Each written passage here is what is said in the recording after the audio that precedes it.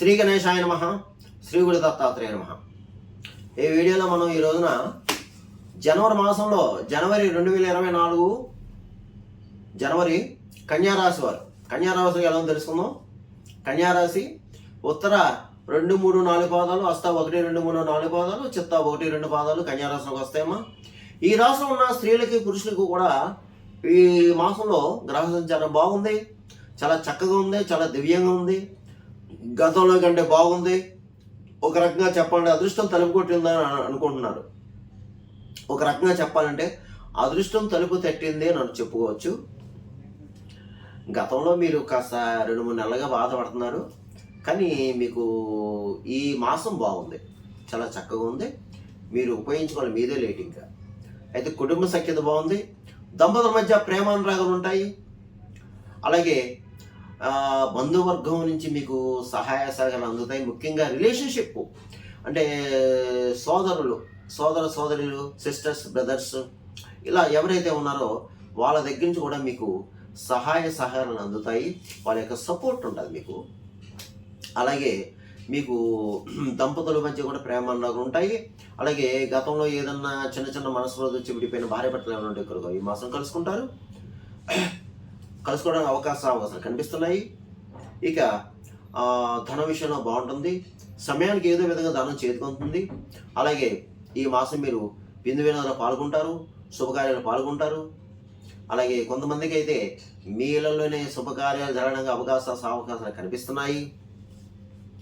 ఇక వాహన యోగం కనిపిస్తుంది.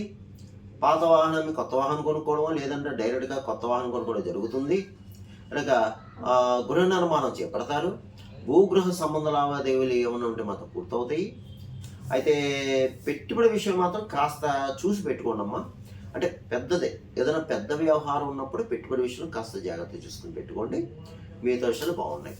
ఇకపోతే తీర్థయాత్రలు చేస్తారు, దూర ప్రయాణాలు చేస్తారు.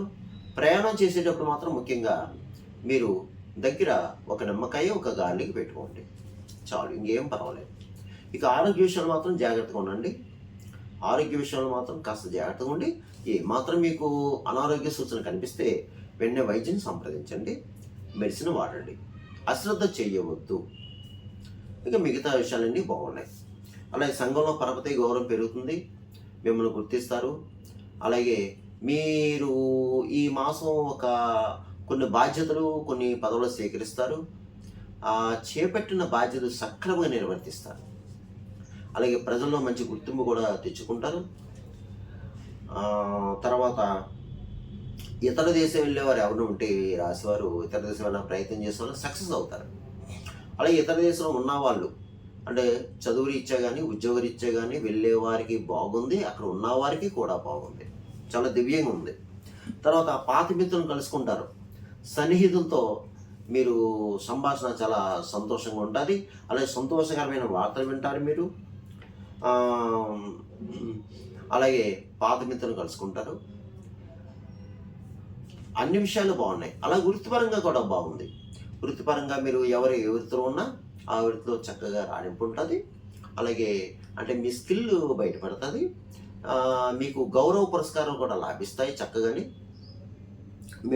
మీకు ఒక గుర్తింపు వస్తుంది అన్నమాట, మీకు ఒక గుర్తింపు ఉంటుంది. అయితే ఇక్కడ మీరు గమనించవలసింది ఏంటంటే అమ్మా, కాస్త ఈ కన్యారాశిలో ఉన్నవారు కాస్త కొంతమంది ప్రబుద్ధులు ఉన్నారు, బద్ధకస్తులు.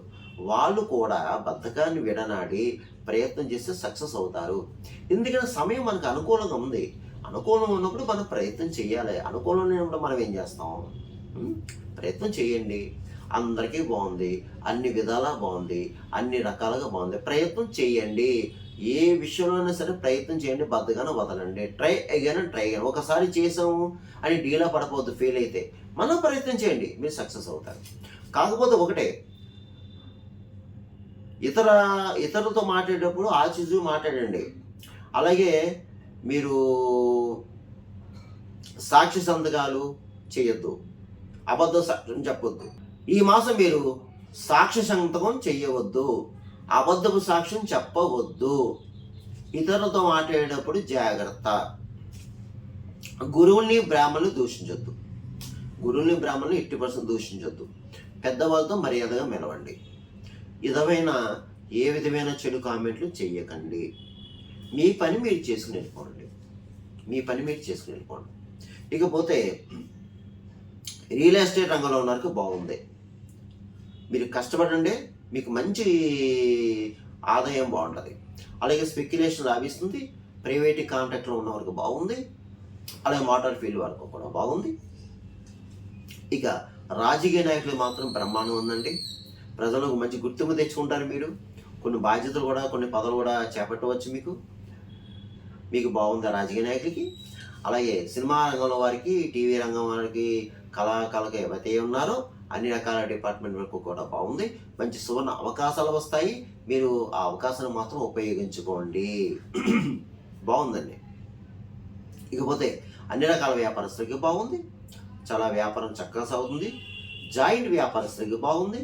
అలాగే కొత్తగా కూడా వ్యాపారం పెట్టుకోవచ్చు. ఇక ప్రభుత్వ పరంగా, ప్రైవేట్ పరంగా ఉన్న ఉద్యోగస్తులకు బాగుంది. చాలా చక్కగా ఉంది. మీకు ప్రమోషన్స్ కూడిన బదిలీలు ఉంటాయి. ఇంక్రిమెంట్లు పెరుగుతాయి. శాలరీస్ పెరుగుతాయి. కొత్తగా కూడా ఉద్యోగాన్ని ప్రయత్నం చేసుకోవచ్చు. ఇక చదువుకునే వారు ఎవరైతే ఉన్నారో విద్యార్థులు చదువుకున్న వారికి కూడా చాలా బాగుంది. చదువు చక్కగా బుర్రకెక్కుతుంది. అలాగే ఏదన్నా ఎగ్జామ్స్ రాసేటప్పుడు కూడా మంచిగా మార్కులు వస్తాయి. మీకు ర్యాంక్ వస్తుంది. ఇక వివాహం అయ్యే అమ్మాయిల అబ్బాయిలు కూడా మీరు ప్రయత్నం చేసుకోండి. అనుకూలంగా ఉంది. ఇక నేను చెప్పిన ఈ రాశి ఫలాలు, గోచార ఫలితాలు కేవలం మాస ఫలాలు. మీకు ఒక 30-40 వరకు పనిచేస్తుంది. మిగతా 60% జన్మ జాతకం మీద ఆధారపడి ఉంటుంది. ఎందుకంటే మీ జన్మ జాతకం ఉన్న పరిస్థితి, గ్రహ పరిస్థితి, లగ్నం నుంచి ఏ గ్రహం ఎక్కడ ఉంది ఏంటి అనేది ఉంటుంది. ఎందుకంటే నేను చెప్పి కొంతమంది జరగచ్చు, కొంతమంది జరగకపోవచ్చు. అందువల్ల ఏంటంటే గమనించండి. చాలామంది కాల్ చేస్తారు, గురుగారు మీరు చెప్పిన జరిగిన కొంతమంది, జరగలేని కొంతమంది కాల్ చేస్తారు. అందుగురించి నేను చెప్తున్నాను, మీకు ఎవరికైనా సలహాలు, సంప్రదింపులు కావాలంటే ఈ క్రింద ఉన్న నెంబర్కి కాల్ చేయండి. మా ఆఫీస్కి కాల్ చేస్తే మీకు సలహాలు, సూచనలు ఇవ్వడం జరుగుతుంది. ఇక ఈ కన్యా రాశి వారు ఈ జనవరి మాసంలో నేను చెప్పిన పరిహారాలు చేసుకుంటే మీకు ఈ మాసం అంతా బాగుంటుంది.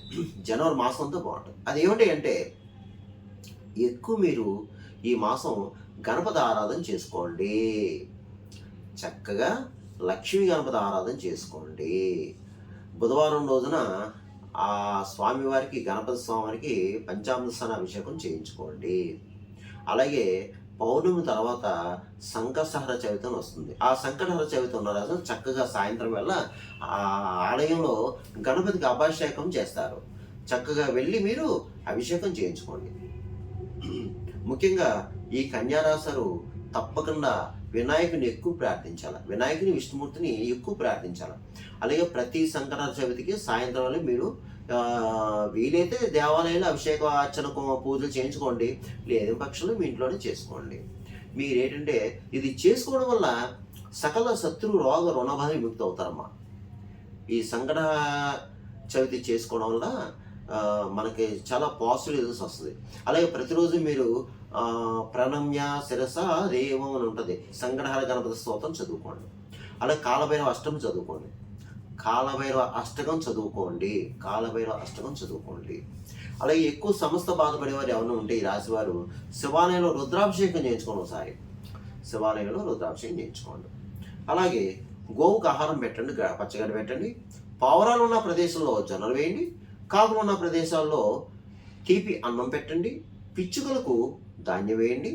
అలాగే కుక్కలకి బిస్కెట్లు, బ్రెడ్ పెట్టండి. భిక్షగాలకు ఏదైనా ఆహారం పెట్టండి. ఎంతో కొంత ధనాన్ని ఇవ్వండి.